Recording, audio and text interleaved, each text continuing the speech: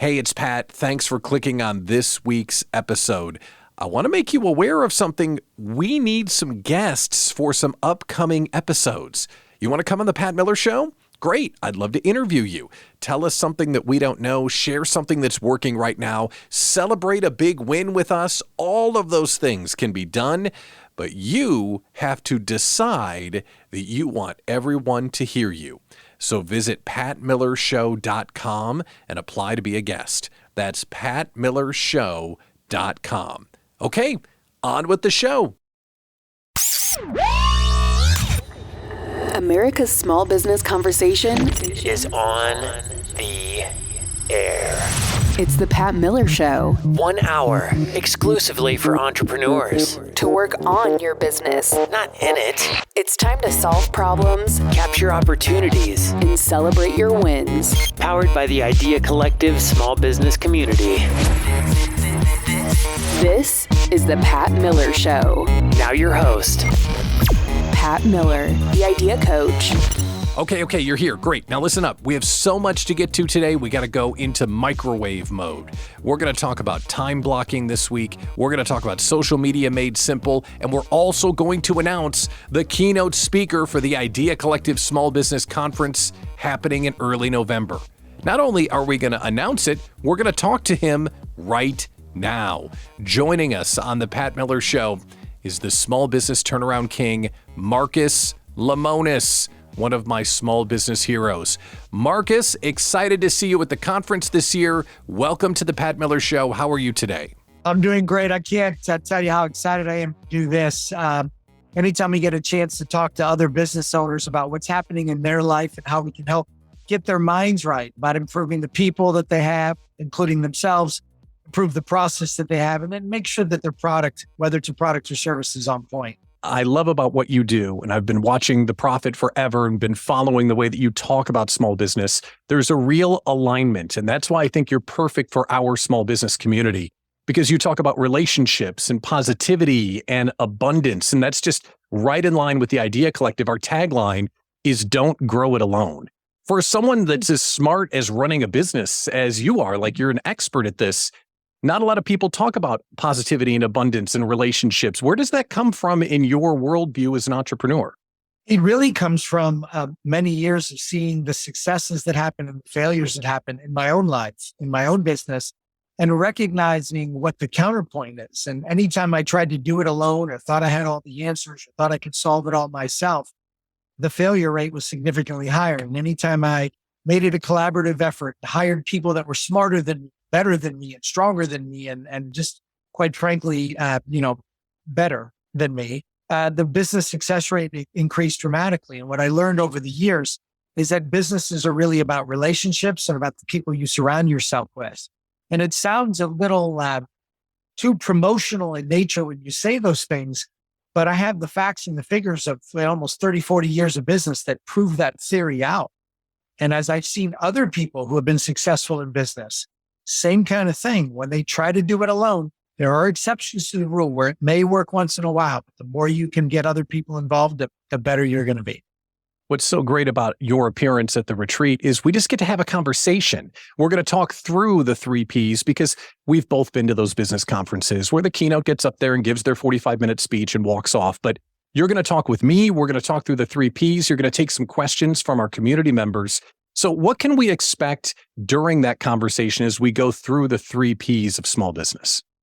Well, the only way that conversation really works for everybody is if people come with an open mind and an honest mind about what they're struggling with. And what people can expect is to get very real answers about the good, the bad, and the indifferent. And I have no problem sharing my failures and what I believe led to them and what I see in other people and what I believe leads to their success and failure.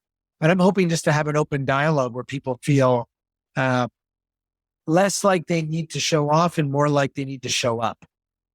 Wow, I love that. And that's what the community is about, because we get together and we support one another. We say in the group that you need to have the courage to ask for help and the grace to offer it when people ask, because a lot of people, and you see this on LinkedIn, they're running around trying to be the smartest person in the room all the time, and they won't set aside that mentality to try and get the support from people that they could use along the way. One of the things I wanted to ask you about in the 3Ps, people is first. And I think a lot of maybe first-time small business owners or people that aren't growing as big as they could be, they worry more about the product. What happens when we double down on supporting our people and making sure that the right people are on our team? Well, it increases the odds that the product or service are right.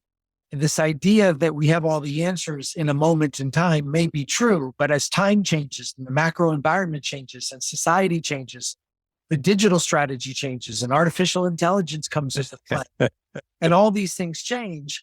If you don't have good people around you, you're not going to necessarily understand the necessity to rapidly evolve your product or service. And on day one, the minute you launch your company, it may be perfect for the market. 487 days later, it may not be.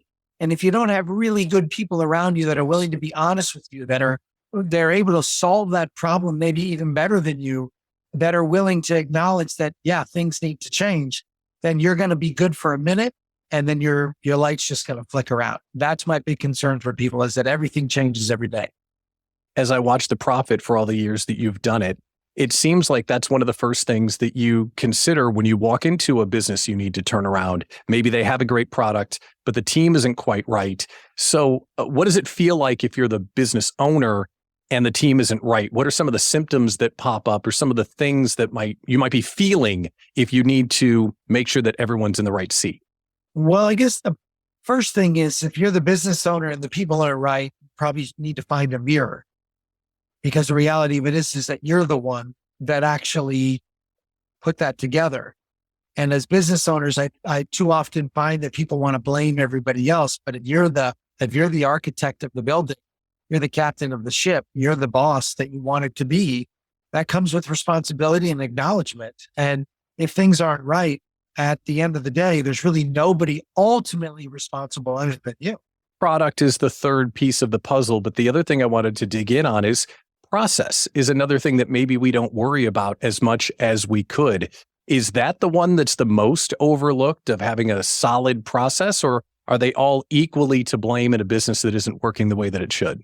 Well, rather than focus on the blame, I'd rather focus on where are you able to move the needle the most. And, the obvious piece is around people, but great people with a bad business plan still makes it a bad business. And great people with an irrelevant product still makes it a bad business. And great people with no process still makes it a broken business. So you can have the people and you got to check that box.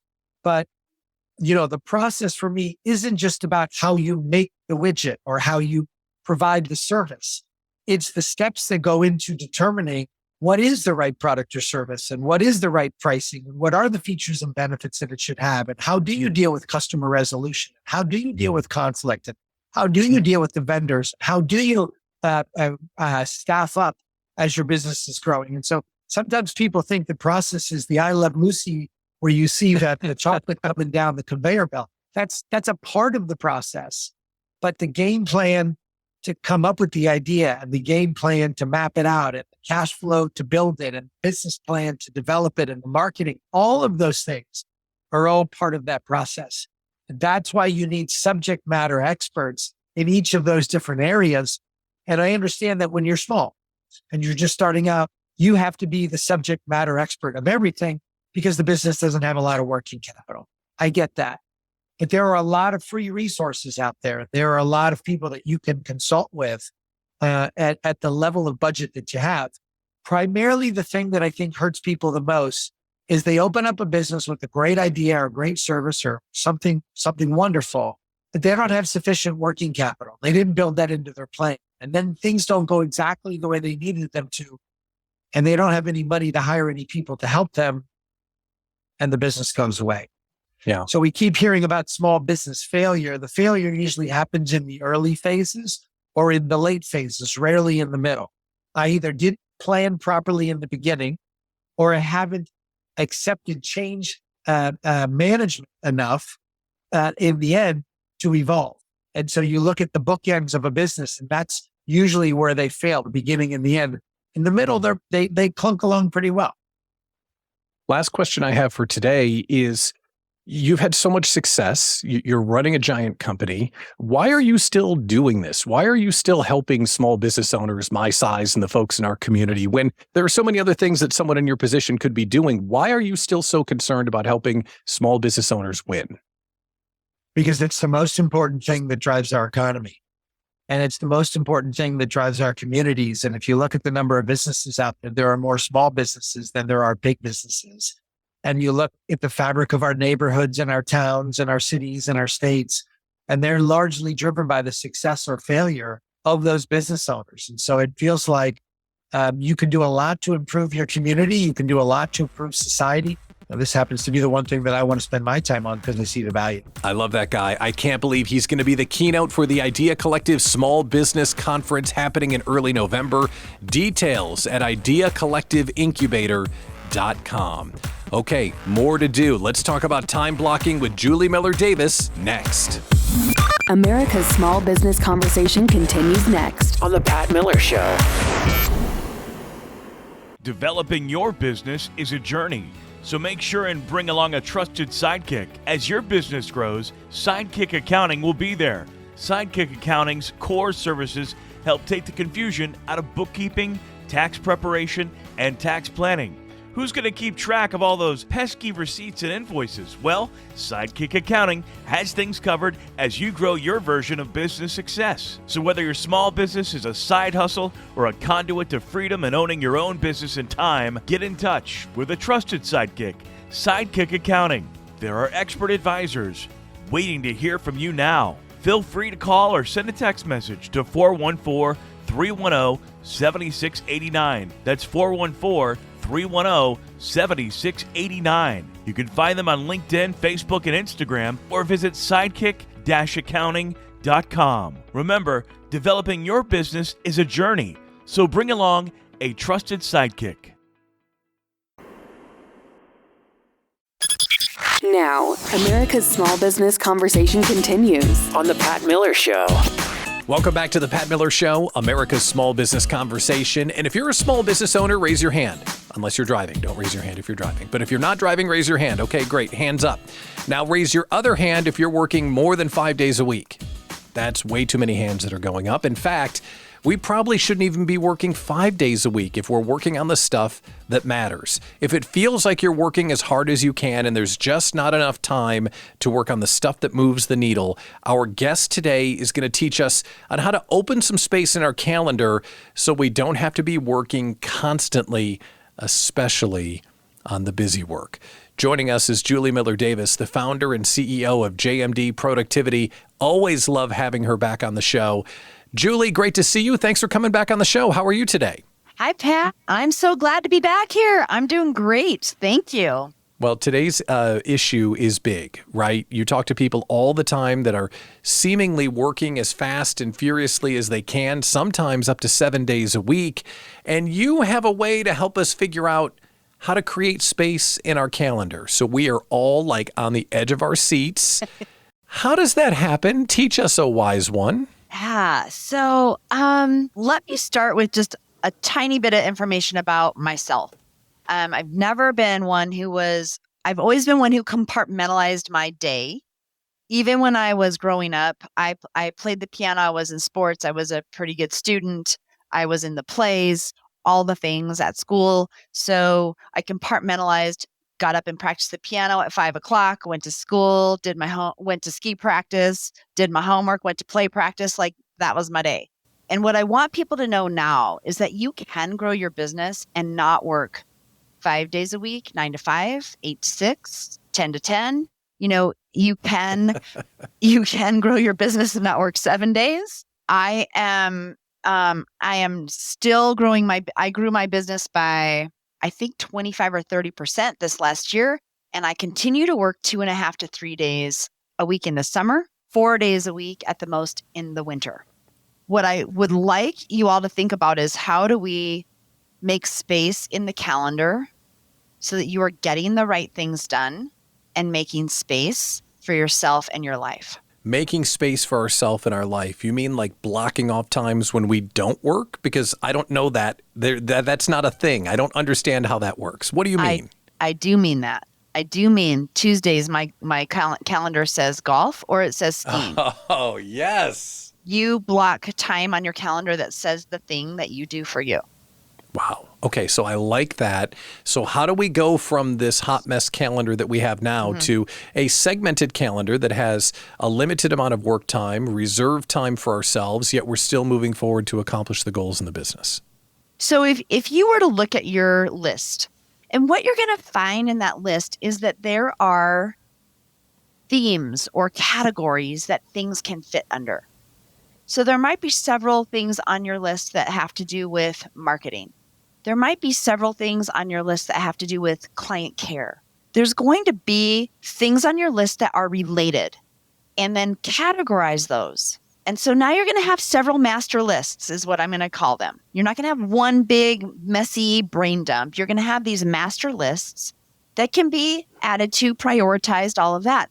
But then here's the thing, Pat, that is the magic thing. I'm giving you guys this for free is you are going to take those categories and you are going to make little time blocks in your calendar for them. And you have to decide, do I need to focus on this category one time a month, one time a week, 2 times a month, 3 times a week? Like, how often do you need to do it? And you're going to create the blocks. It's going to take you probably a month to get to actually get there, but have the intention and then start making it happen. The beauty of this, Pat, is that number one, you're gonna have these little blocks and you have these master lists, and you're dragging and dropping from the master list on what you're doing in that block. So you have a plan. And the other thing that is going to happen is when life happens, because it always does, you will be able to decide, if I choose not to do this right now, when am I going to move this block to? Like, where's that going? So it no longer gets dropped and shoved under the rug. And then the next week you're like, oh, God, I didn't do that thing. So when you take a bunch of items on the to-do list, you categorize them. Say customer care is a good one. And you take 10 tasks and put them in one pile called customer care and say at 1 o'clock on Wednesday, I'm doing customer care. One, you're focused, and 2, are you more productive because you're staying in one fulfillment zone for that 1 hour? Is that what you find people get more done in less time? Yes. And you can give yourself, and you have to give yourself permission to not finish the whole thing. You're going to work on, you decide how long you're working on it. 1 to 2, 1 to 140, 1 to 120. Like, it doesn't matter to me how much time you spend on it. It matters that you're chipping away at it in a focused, strategic manner. And then when you finish that block that you set aside, you decide, you make a note. Where did I finish? Where am I starting the next time I pick this up? So that you know exactly where you are and what you're doing. And it isn't taking you 20 minutes to figure out where the heck you were in the process the next time you pick it up. If you're just joining us, this is the Pat Miller Show, America's Small Business Conversation. We're talking with productivity expert Julie Miller-Davis about organizing our calendar so we can get more done and focus on the things that matter. So if we take all of these tasks and stack them up by style and find spots on our calendar for them, where do we wedge in, or how do we prioritize those big picture goals? Because your belief, if I'm understanding it correctly, is work on the big picture goal stuff and then everything else comes secondary. So how do we carve out time for those big picture goals in the business? That's an excellent question, and I can't believe I did not say that particular time block. One of your categories needs to be CEO time or white space. And that is when you get to think, dream, prioritize, and work on the things that are going to intentionally drive you toward your goal and significantly drive you toward your goal. And when you do that, as a CEO would, they close their door figuratively and work on the big stuff that matters. That's the thing that will help us get to where we want to be in the business? Yep. There you are on do not disturb. Your door is closed. Your phone is probably in another room. Okay, so we've dealt with the little stuff, we've organized it. We've dealt with the big stuff, and we've organized it. I can't let you go without asking more about this whole I work 2.5 days a week thing. Yep. Like, how in the heck are you doing that? Because I think everybody wants to buy that at the store. After you put in your calendar, the non-negotiable things, meaning non-negotiable things are things that are set on the calendar by someone else. Like, I have a networking meeting every second Wednesday for the day. I'm busy then. The number 2 thing you put in your calendar is the time that you have for you. So you're going to decide Tuesdays at 2, I'm done and I'm going golfing, or whatever it is that you decide. Start small. Don't try to baby step it. So use a half a day, 2 times a month at first. And when you get away with it, then add a whole day. And then, just figure out what you want it to look like and do it. And then Pat, really, if you're doing these other things, it will all fall into place. And you're going to have to start adding, you will get to a place where you have to start adding team or get to start adding team. And that takes care of other things as well. If you're working too much, if you're not moving towards your goals, if you need more space in your calendar, hopefully that conversation helped you out. It's always so great when JMD comes on the show because we end up making more money and we end up playing more golf, and really what's most important in life, playing more golf. Julie Miller-Davis, founder and CEO of JMD Productivity. Thanks for coming on the Pat Miller Show. Great to talk with you. Thanks for having me, Pat. Always get something great from Julie Miller-Davis. How about social media made simple? We're doing that next on the Pat Miller Show.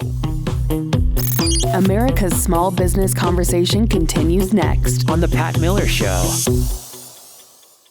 You have a brand. Your business's brand is one of the most important things on your plate. As a business owner, you keep up with the trends. So what's hot these days? It's live events. Owning your small business combined with speaking at live events positions you as the expert in your field. That's where Bankable Events comes into play. Bankable Events is an event advisory and management firm with a primary focus on maximum conversion events. With more than 4,000 live events under their belt, they have the expertise to design face-to-face events that get your audience pumped up and generate profits. The minute you partner with Bankable Events, they'll start creating a customized strategy to take you from idea to income. Just think of the opportunities ahead for you. Call 303-550-1123 or head to bankableevents.com. Join over 1,000 other small business owners and CEOs who use Bankable Events to build community and drive revenue. That's bankableevents.com. Krista Morrissey for Choices Coaching and Consulting. Do you know where most small businesses go wrong? They invest in everything except their leaders. But through strong leaders comes strong business. Are you doing it wrong? Most small businesses focus on production and numbers. Production and numbers come through strong, resilient leaders. And strong leaders strengthen culture. They strengthen your resiliency and they strengthen your bottom line. I develop strong, resilient leaders who will drive your business. It is time for you to refocus your investment. Go to choicescoachingconsulting.com and let's you and I start the conversation now before someone else invests in your leaders. When you invest in your leaders, you invest in the bottom line of your business. Connect with Krista at choicescoachingconsulting.com. Act now. Krista at choicescoachingconsulting.com. Now, America's small business conversation continues. On the Pat Miller Show. Welcome back to the Pat Miller Show, America's small business conversation, and we are going to converse about something that is conversed about frequently. However, we're going to talk about it in a fresh way that's really going to help you grow. You've heard people talk left and right about social media and how important it is for your small business. But if you are like me, social media can feel like a complete time suck. It's really, what ideas can I generate? It doesn't really get me a lot of traction. It's just like a necessity and I have to do it. Does that feel familiar? That should feel familiar for most of you. But we have an expert guest on that's going to help us find some order and some clarity with our social media. Michelle Tonkovitz is the owner and CEO of Green Onion Creative. Michelle, help us, please. Welcome to the Pat Miller Show. How are you today? Great. Thanks for having me, Pat. I'm really glad to be here, and I hope that I can add layers of awesomeness, not only to your social media, but to everybody else who's listening, courtesy of the Green Onion Creative Bun. Now, layers of awesomeness. That is quite a promise for the interview. I can't be the only person that feels like social media is something I have to do, even though it doesn't get me a lot of results. Is that usual when small business owners start talking to you about it? Absolutely. A lot of people think, all right, I have this app. I know I got to be in these places. My kids do it all the time, but it can be extremely overwhelming. And to have a strategy, having foundational elements to help guide you, whether you're a small business owner, you work in a corporate marketing department, maybe you're looking for other people within your organizations or allies of your organization to help promote your social media with some really basic tools. We really recommend starting off with a basic one-page social media reference guide. It doesn't have to be fancy. You can scribble it out on a piece of paper. But what we like to focus on for this reference guide is editorial calendar. Literally write out Monday, Tuesday, Wednesday, Thursday, Friday, and figure out what really is doable for you to push content out. Maybe it's just one day a week. Maybe it's 3 days a week. Looking at your social media analytics for your current pages, you might even find out that my best time to post is on Saturday nights at 8:00, depending on what your good or service is. So outlining that calendar and, again, making sure it's something doable. That's a wonderful first step. Then layer number 2 for your awesomeness is to do a little hashtag research. Hashtags are a wonderful way for you to get into the news feeds of other people who might not follow you. So look at your industry, again, the goods and services you sell, and you can even type into Google, Bing, Yahoo, the best hashtags for bananas, right? Yeah. Right? And it'll shoot out search results for you about what are the best hashtags to use for bananas. And then you want to create your own branded hashtags. Again, for us, if you did hashtag green onion creative, you will see a flood of social posts that include that branded hashtag. Layers of awesomeness. So when you click on the hashtag, and the advantage of using a hashtag is people that have replied to you may have replied with that hashtag. You can see more of the conversation, not just clicking on someone's feed to see all the stuff they've posted. Is that the right way to think about it? Absolutely, Pat. Okay. So we're building this one-page guide or reference guide for our social. The first step was a calendar. Most notably, a calendar we can actually maintain. The second one would be to look at industry hashtags and maybe introduce a couple of branded hashtags. What comes next as we try and simplify social media?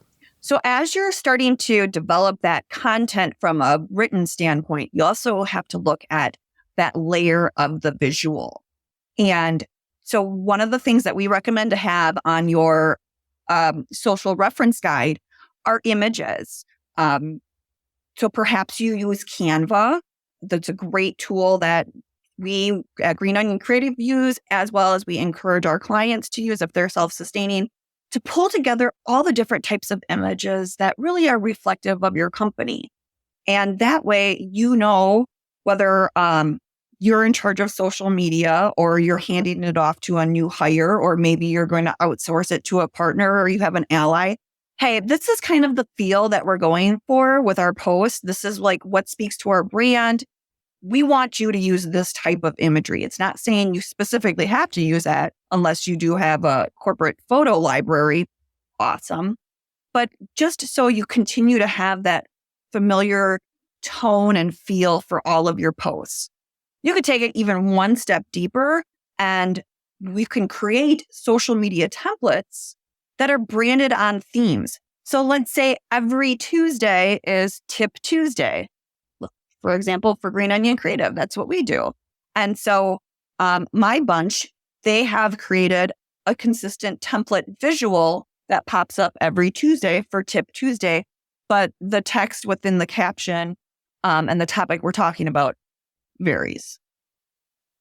So when we do this stuff, I've also heard you say mood is important. Is that part of the, I don't want to call it brand essence because it's so overused, but basically as people see you, they feel like they're getting to know you because you're not bouncing around personality and amounts of energy. Is that mood characteristic part of this one-page reference guide? Yes, we like to include that mood characteristic as part of our reference guide. And you'll hear the use of mood boards in so many different industries as well.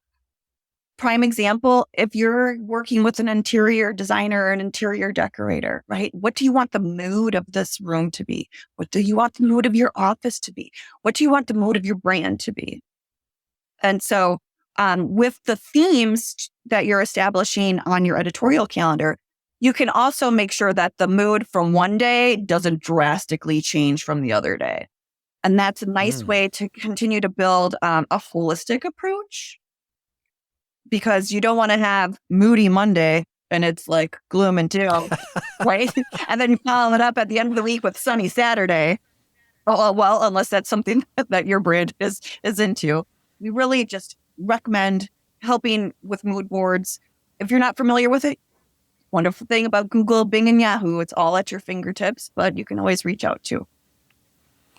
We're talking with Michelle Talkovitz, the owner and CEO of Green Onion Creative, and we're talking about social media for small business.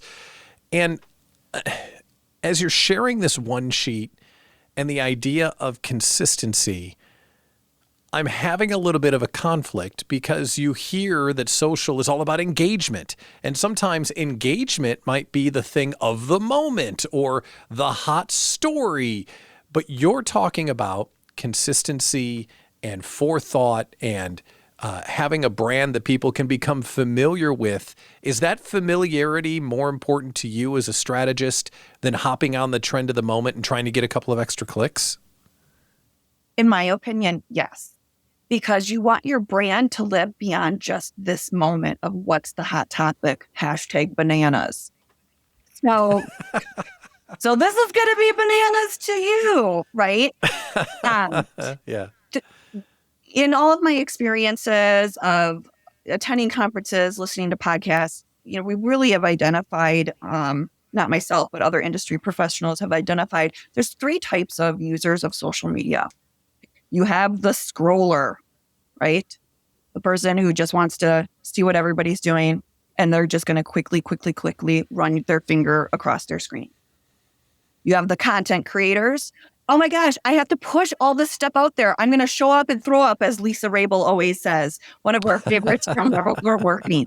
And that's what they do. They're just like, we're going to put out social posts every single day. We're going to just hit them. But the key is the third social media user, which is the engager. Not only do we want people to engage with our posts and having that familiarity, right? That warm, comforting, every time I walk into grandma's house on Sunday, I'm going to smell cookies type of feel. That's what you're trying to capture with your social media calendar and this mood board. But not only do we want people to engage with you and like your posts and comment and share, it is so critical that you return that engagement and you like and comment and share the people who are following you. Because nobody wants to go on a date with someone who goes, look at me, look at my muscles, my cologne smells so good. I'm driving this hot rod car. Nobody wants to go on a date with that person. It's a give and take relationship. So make sure you engage back. Consistency and engagement. It can simplify social media for small business owners. Very informative, super helpful. Owner and CEO of Green Onion Creative, Michelle Talkovitz, thank you for coming on the Pat Miller Show. I appreciate it. And I appreciate you, Pat. Coming up, we're going to shift gears. We're going to get away from the day-to-day tactical stuff like time blocking and social media.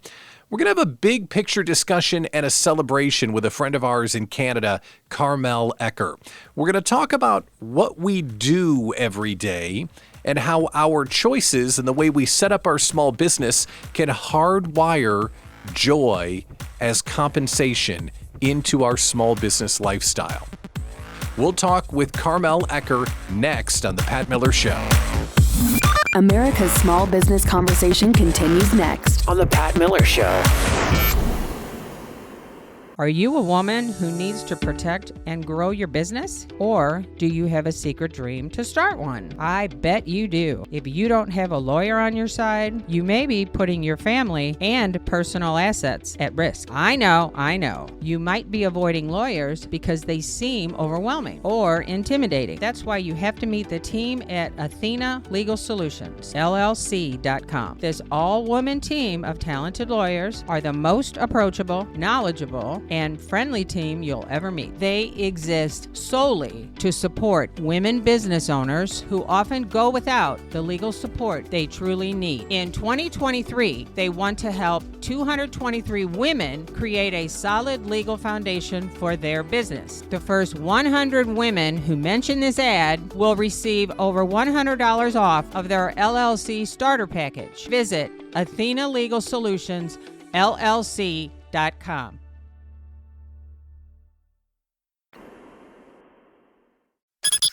Now, America's small business conversation continues On the Pat Miller Show. Welcome back to the Pat Miller Show. This is America's small business conversation, and you know how important celebrating things is to me, because as small business owners celebrate, they realize that they're making progress in their life, and we can also ask them questions about how they did what they did so we can learn. Today, we're doing a little bit of a different small business celebration, but this might be the biggest learning episode ever. We're talking with Carmel Ecker, life coach of Your One Amazing Life. Carmel, welcome to the show. How are you today? I am doing great, Pat. Thanks for having me. So I'm glad you're here because we're going to celebrate something that's a little bit different. You didn't make $10 and you didn't drive down expenses or hire your first employee. You're celebrating something a little bit bigger and deeper than that. What are we celebrating today? I am celebrating intentionally choosing how I'm going to spend my time every day and making it not just about business. What do you mean by that? Give us some description on that because I'm not quite clear. Yeah, so there's this idea that, there's your business and your life, and you have to strike a balance between the two. And the reality is that they're interwoven. They're not separate. Especially if you're a small business owner, you are your business. And what can happen when you are your business is that you spend all of your time thinking about working on managing your business. And a lot of the things that we'd love to do in life kind of get put on the back burner in favor of building, creating more in the business side. And this year, one of the things that I realized is that last year I did not spend nearly enough time doing things like riding my bike, which, as you know, is one of my absolute favorite things to do. It gets me fired up. It clears my head. There's so much that it does for me. And this year, I decided, no, every day at noon, every single day at noon. And there are some exceptions, but I am going for a mountain bike ride. I have 2 riding areas, a 10-minute bike ride from my house. I actually have no excuse. Wow. That is definitely something worth celebrating. I think most of us, me included, look at this particular topic of work and our life through the lens of, if I maximize my work, if I make all the money, then I'll get to live my life. But you're saying you're doing it a different way. I'm totally doing it a different way. Yeah. I just realized that when I did this thing for myself, I got amazing ideas while I was out there. I felt better physically. And so I just kind of set the rule for myself that, at least every other day, I am going to go out and ride my bike. You have mountain biking, Yes. but not everybody has mountain biking. Right. Some people just think they're going to work for a living, but you believe that everyone has something like mountain biking inside of them. Is that part of the belief that you're living creatively and you are building a life that works with a business rather than a business that accommodates your life? Yes. Yeah. I think everybody has something in them, and not everybody's figured out what it is. I actually met someone a few weeks ago, and she has her kids, she has her husband, and she has her work, and that's it. And she doesn't have anything that's for herself. And in this conversation with her, she just couldn't come up with anything that really got her fired up. And I thought, wow, like I can't imagine not having mountain biking or some equivalent that made me feel like, yeah, this is the thing that I do for me. And as small business owners, we get to set our own schedule. So technically, we can build our life around the things that bring us joy. So it may not be mountain biking for someone that's listening. For me, it's golfing. I like to take a break and go out and putt on the putting green or hit a bucket of balls or whatever it might be. But what's interesting about this conversation is we build a business that surrounds our passions so we can get out and do what we do and be successful, is that it's refreshingly simple. Usually conversations like this about the meaning of life and why we work have these 10, 20, 30-year time horizons.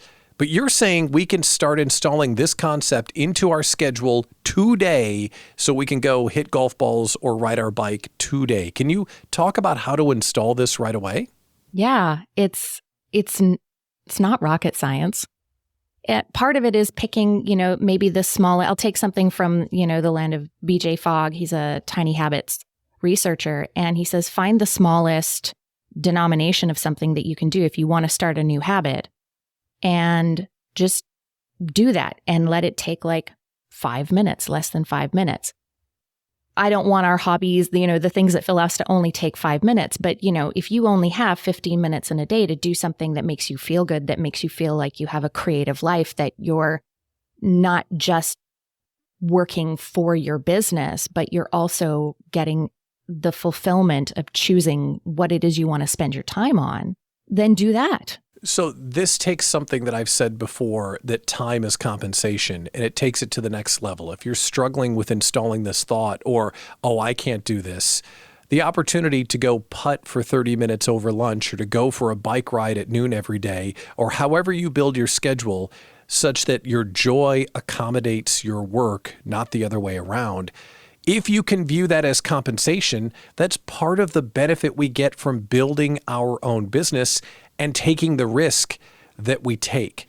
So last thing, any words of advice for someone that wants to install biking into their day or finding the thing that brings them joy so they can enjoy tomorrow as a small business owner?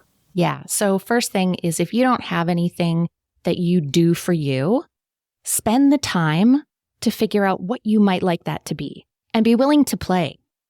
You may not find it right away, but be willing to play. Go out and try some new different things. When I first tried mountain biking, I didn't know that 25 years later, I would still be doing it. I just tried it out. I was willing because I was in my 20s and I was like, yeah, sure, that sounds great. I'll go hurl myself down a mountain. Right? So that's the first thing, is just be willing to play and find something that makes you happy and fires you up. And then commit to doing it. Like, make that commitment to yourself. It's so easy. And I've done it before where I've said, yeah, okay, you know what? I really want to cycle more this year. And I'm going to do it every day at noon, or I'm going to do it every day at 3, or whatever the time was. And then, noon comes and it's like, oh, but you know what? I've got this going on, and oh, I'm doing really well with this project. And you just got to make that the same as if you were, had made a promise to somebody else that you were going to show up and do it. Yeah. Just do it and recognize that it's going to fill you up, bring you joy, actually give you more energy when you come back to whatever it was you were doing. And that I love that idea that you have, is that it is part of my compensation package as a business owner. It's why we work so hard, so we can set our own schedule.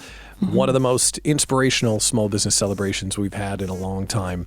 Carmel Ecker, life coach, your one amazing life. Congratulations, and thanks for coming on the Pat Miller Show. Thanks so much, Pat. The perfect way to end this week's Pat Miller Show. I'm Pat Miller, the Idea Coach. We'll see you right here next week. Thanks for listening to The Pat Miller Show. See patmillershow.com for more information on today's guests, events, and the Idea Collective small business community. A worldwide group working together to fight fear, inexperience, and isolation for small business owners everywhere. Join us next week for The Pat Miller Show. And remember, get clear, work hard, and never quit. Guests on The Pat Miller Show have agreed prior to appearing that they are receiving consultation and advice that they may or may not use at their own risk. No part of the show should replace accounting, tax, or legal advice.